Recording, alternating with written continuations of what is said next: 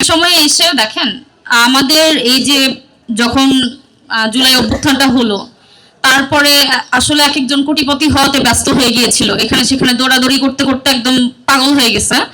But ডিসেম্বরে এসে তাদের মাথায় আসছে আচ্ছা ঠিক আছে আমাদের এখন হচ্ছে গিয়ে জুলাই সনদ বা হচ্ছে গিয়ে যে আমাদের সংস্কার এগুলোর দিকে হাঁটতে হবে।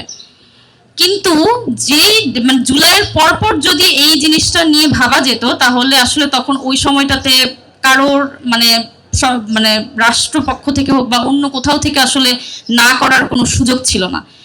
আমরা মেনে নিচ্ছি ঠিক আছে তাদের ভুল হয়েছে সবকিছু, বাট এখন আসলে at the end of the day আমাদের আমি মনে করি আমার এটা পার্সোনাল, এখানে অনেক ভাইয়ারা আছেন আপুরা আছেন ওনাদের হয়তো বা পার্সপেক্টিভ ডিফারেন্ট হতে পারে, বাট আমার পার্সপেক্টিভ থেকে আসলে এনসিপি যথেষ্ট কাজ করে যাচ্ছে জুলাই সনদ বাস্তবায়ন এবং হচ্ছে গণভোটের জন্য। আমি মনে করি পার্সোনালি আমরা আমাদের দিক থেকে যতটুকু সম্ভব তাদেরকে এই জিনিসটাতে মানে সহায়তা করা, আমাদের নিজস্ব যদি কোনো ধরনের স্টেপ নেওয়া প্রয়োজন হয় বা স্ট্যান্ড নেওয়া প্রয়োজন হয় আমরা হচ্ছে কি ব্যক্তিগতভাবে সেইভাবে যদি হেল্প করা সম্ভব হয় আমরা ডেফিনেটলি করব। আর আমি সত্যি বলতে যে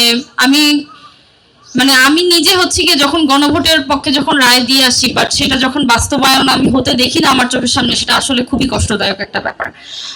বাট এখন পর্যন্ত আমি দেখছি যে এনসিপি এটা নিয়ে ফাইট করে যাচ্ছে। আই হোপ তারা আমাদের জন্য হলেও এবং আমরা সবাই যতটুকু হেল্প করা দরকার বা সহায়তা করা দরকার আমরা আমাদের দিক থেকে করব। ধন্যবাদ সবাইকে, আমার বক্তব্য এখানে শেষ করছি।